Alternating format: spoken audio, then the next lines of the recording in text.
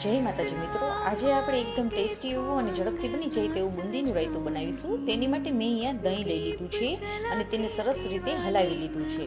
અને તેમાં આપણે હવે જરૂર મુજબ 1 ચમચી જેટલું મેં અહીંયા ખાંડનો પાવડર લઈ લીધો છે, એટલે દળેલી ખાંડ લઈ લીધી છે. તેને આપણે મિક્સ કરી લઈશું.